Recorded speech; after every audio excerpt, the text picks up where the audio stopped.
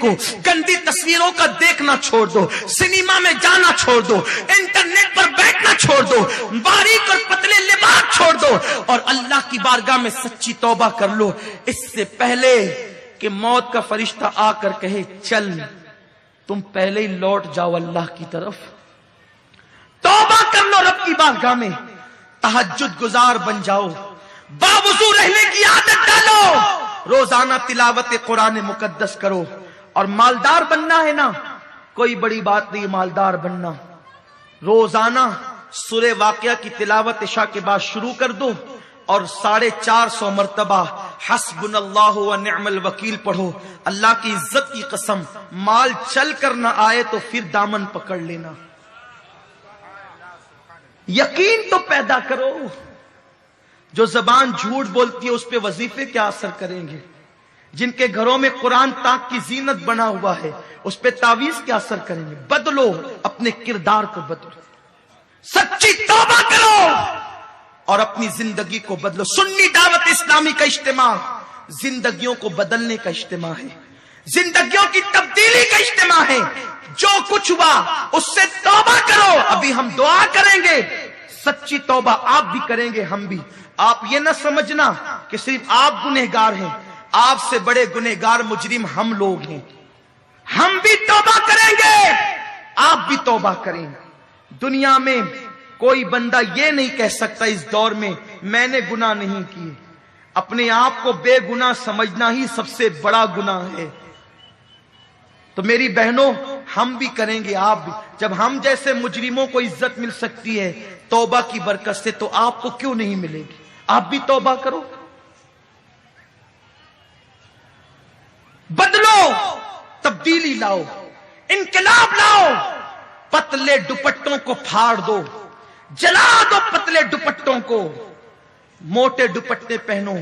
ان برقعوں کو تاکوں کے اندر پھینک دو جن برقعوں کے اندر نگ اور زینت لگی ہوئی ہے.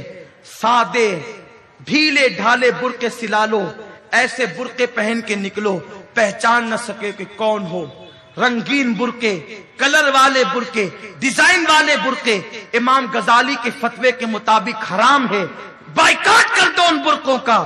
مت نکلو گھروں سے, مت باتیں کرو مردوں سے. ضرورت پڑے تو سخت لب و لہجے میں ضرورت کے مطابق بات کرو. ایسی بن جاؤ کہ دنیا تمہارے پیر کا ناخون نہ دیکھ سکے اور دنیا پکار اٹھے کہ واقعی اب بھاؤ نگر کی عورتیں, ارد گرد کی عورتیں فاطمۃ الزہرا کی کنیز بن گئی ہے. ورنہ سنو, شوہر کے گھر سے نکلنے کے بعد تم بھی کاروں میں بیٹھ کر, بائک پہ بیٹھ کر گھر سے نکلی تو زیادہ دن تک یہ ایام نہ رہیں گے. صدا عیش دورہ دکھاتا نہیں, گیا وقت پھر ہاتھ آتا نہیں. ایک دن وہ آئے گا کہ ایسا نہ ہو کہ ہاتھ میں بھیک کا کٹورا آ جائے. بس اختتام پر چلا ہوں. زلیخا کی بات میں نے کہی تھی, ہمارے ماں باپ قربان زلیخا پر. زلیخا نے بہت کچھ کیا جناب یوسف کو حاصل کرنے کے لیے, لیکن زلیخا پر ایک وقت ایسا آیا کہ مصر کے بازاروں میں زلیخا بھیک مانگتی تھی. وہ پاک دامن تھی, لیکن صرف یوسف کی محبت میں اتنی بدنامیاں لے لی کہ زلیخا بھیک مانگتی تھی مصر کے بازاروں میں. بوڑھی ہو گئی تھی, نابینا ہو گئی تھی آنکھوں سے, بھیک مانگتی تھی. میری بہنوں, اگر تھوڑا سا ناپسندیدہ عمل بلکہ خطا اجتہادی اگر زلیخا سے یوسف علیہ السلام کے حوالے سے ہو جائے تو اس کے ہاتھ میں بھیک کا کٹورا آ جاتا ہے. اگر آبروؤں کا سودا ہوگا تو دولت کیسے رہے گی؟ لیکن چونکہ زلیخا پاک دامن تھی, بار بار کہتا ہوں پاک دامن تھی, تو ایک دن یہ ہوا کہ جناب یوسف قحط ہو گیا تھا نا, آپ نے سنا ہوگا قحط سالی, سب کو بلا بلا کر کھلا رہے تھے.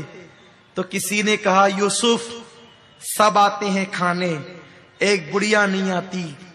جب بلانے جاتے ہیں تو کہتے جا تیرے بادشاہ سے کہنا جب تک خود بلانے نہیں آئے گا کھانے نہیں آؤں گی, بھوکی مر جاؤں گی, کھانے نہیں آؤں گی. یوسف علیہ السلام کا عین شباب تھا, واپس آئے, کہا کہ وہ مر نہیں سکتی کیونکہ سلطنت میری ہے, حکومت میری ہے, تو جب آئے نا تو مصر کے بازار میں زلیخا گردن جھکی تھی، پیٹ کبڑی ہو چکی تھی، بوڑھی ہو چکی تھی۔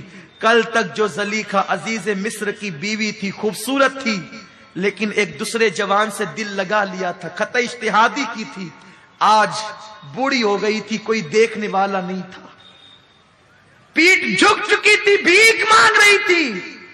یوسف گئے اور بڑھیا سے کہا، او بڑی بی، تو آتی کیوں نہیں یہ کھانے کا؟ کون ہے تو؟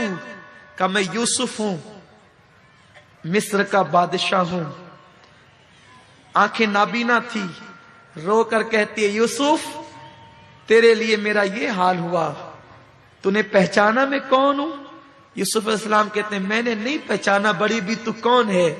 کہا بھول گیا زلیخا کو؟ کہا آپ ہی زلیخا ہیں؟ کہا ہاں، میرا شوہر مر گیا، بھیک کا کٹورا ہاتھ میں آ گیا۔ یوسف علیہ السلام کو پیار آ گیا، جبریل آیا، عرض کیا اے یوسف اللہ کی مرضی ہے کہ آپ اس کے لیے دعا کریں کہ اس کی آنکھ لوٹ آئے۔ دعا کی آنکھ لوٹ گئی، یوسف کو دیکھا، دل ٹھنڈا ہوا، ہائے یوسف میرے سامنے ہے۔ تو جناب یوسف نے کہا میرا اللہ حکم دیتا ہے کہ میں تیرے ساتھ نکاح کر لوں۔ کل تک ناجائز محبت کی تو نے دعوت دی تھی جب تیرا شوہر تھا، تیرے ساتھ نکاح جائز نہیں تھا، اب نکاح میں تیرے ساتھ کرنا چاہتا ہوں۔ زلیخا نے کہا یوسف رہنے دو، اب رہنے دو۔ تو کہا یہ اللہ کا حکم ہے۔ کہ یوسف تو جوان ہے، میں بڑھیا ہوں۔ سر کو سجدے میں رکھا یوسف علیہ السلام نے، دعا کی۔ امام غزالی فرماتے ہیں دعا کی تو اللہ نے بوڑھی زلیخا کو پھر سے شباب عطا کر دیا، اور پھر شادی ہو گئی۔ تو رات کو بلاتے تو دن کا وعدہ کرتی، دن کو بلاتے تو رات کا وعدہ کرتی۔ یوسف نے کہا واہ زلیخا، ایک دن وہ تھا کہ میرے لیے دروازے بند کر کے لبھاتی تھی، آج بلاتا ہوں تو آتی نہیں ہے۔ بس توجہ سے اس جملے کو سن لے زلیخا کا۔ کہا کہ اس وقت تو زنا کے لیے، توجہ، اس وقت تو زنا کے لیے 7 کمروں میں تالے لگا کے بلاتی تھی، لبھاتی تھی، عورتوں کی انگلیاں کٹواتی تھی، مجھے جیل تک بھجوا دیا۔ اب نکاح ہو گیا، جائز طور پہ بلاتا ہوں، دن کو بلاتا ہوں تو رات کا وعدہ، رات کو بلاتا ہوں تو دن کا وعدہ، کیوں نہیں آتی؟ جواب دیا زلیخا نے جب تک دل میں یار نہ بسا تھا تو تیری محبت میں گرفتار تھی، اب جو یار کے جلوے بس گئے تو اب کوئی چاہیے ہی نہیں۔ یہ مقام پر پہنچتا ہے بندہ جب خدا کا جلوہ، اس کے محبوب کی محبت دل میں بستی ہے۔ لیکن چونکہ ابھی تک زلیخا نے توحید کا مزہ نہ چکھا تھا تو یوسف علیہ السلام کو زنا کی دعوت دیتی تھی۔